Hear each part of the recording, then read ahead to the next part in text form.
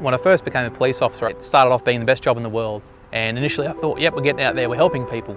I found that probably 80 to 90% of the jobs we went to were the cause of alcohol.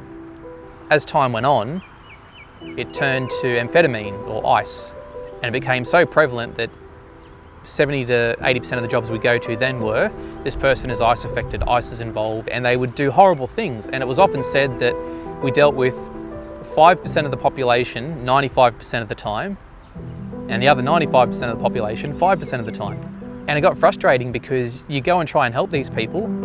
They'd say, oh no, I'm gonna change for my kids, I'm gonna pick myself up, I'm gonna do this, I'm gonna do that. And you're like, great, I wanna believe in you, mate, let's do this, let's have it happen. 2 weeks later, you've locked them up again. Growing up from a circumstance in my life where I thought everybody's generally good, and you have that assumption, a bit of naivety that everybody's the same, when I get in the cops and find out it's not the case, and people have a capacity to be truly horrible. You see people being rough, people being horrible to each other, and you sit there and go, why? People who are rich have problems, people who are middle class have problems, people who are lower social class have problems. And so I look at these situations and see these kids going off and they're living in run-down houses with holes in the walls, and they've got 5 other siblings, 5 or 6 mattresses in the lounge room that they have to sleep on and have to share, and all these circumstances. And so this poor kid goes to his mate's house, and his mate's got a TV and a phone and a game station and all these wonderful things, got all this technology and a swimming pool, and kids have all this great stuff. And he sees that and goes, well, why don't I have that? So he goes home and he carries on, he starts punching holes in walls. What if I was in his situation? What if I grew up in his environment? Would I be him?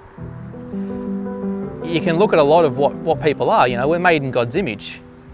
That's understandable. We have inherent goodness because certain things just make sense. You do something kind for somebody, you feel good about it. A smile makes other people smile. But you've got to look at the influence of what happens to people in this world, and it's such a corrupt world. There are so many ways for people to fall. There's only one way to be saved, and that's through Christ. When you read about the love that he has for people, you sit there and just go, I only wish I had the capacity to be that selfless and that wonderful towards other people who hate me. I can't, I'm fallible, and there are times where I'm a horrible human being. The Bible itself, people consider it merely cover, pages, words. The power that those words have makes them want to be better people, makes them feel more compassion towards the fellow man, makes them kinder, makes them less frustrated, and it changes people's lives for the better.